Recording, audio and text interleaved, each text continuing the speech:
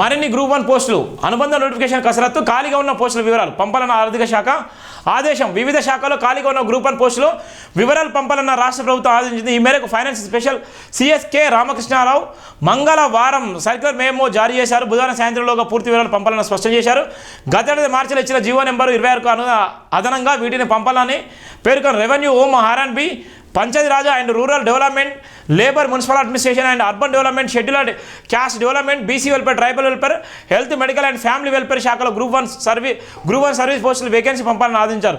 ఇది గ్రూప్ 1 నేపథ్యం. TSPSC 503 group 1 ఉద్యోగాలు భర్తీ కోసం నోటిఫికేషన్ జారీ చేసి ఇప్పటికే 2 సార్లు ఫిలిమ్స్ పరీక్ష నిర్వహించిన సందర్భం ఉంది. కొత్తగా కూడా అవకాశం వచ్చినటువంటి సందర్భాన్ని కూడా మనం చూస్తున్నాం.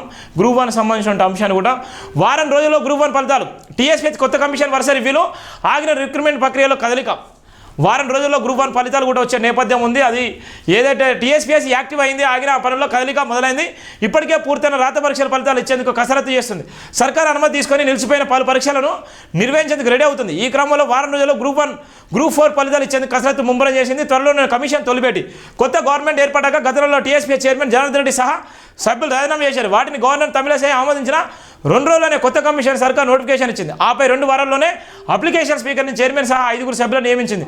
ఈ నెల 26న కొత్త చైర్మన్గా మహేందర్ రెడ్డి, సభ్యులుగా యాదయ్య, పాల్వే, రజని, అనిత రామచంద్ర బదల్స్ చేయబడిన నుంచి ప్రతిరోజు సమీక్షలు, సమావేశాలతో కమిషన్ బిజీగా ఉన్నటువంటి సందర్భాన్ని కూడా మనం చూస్తున్నాం.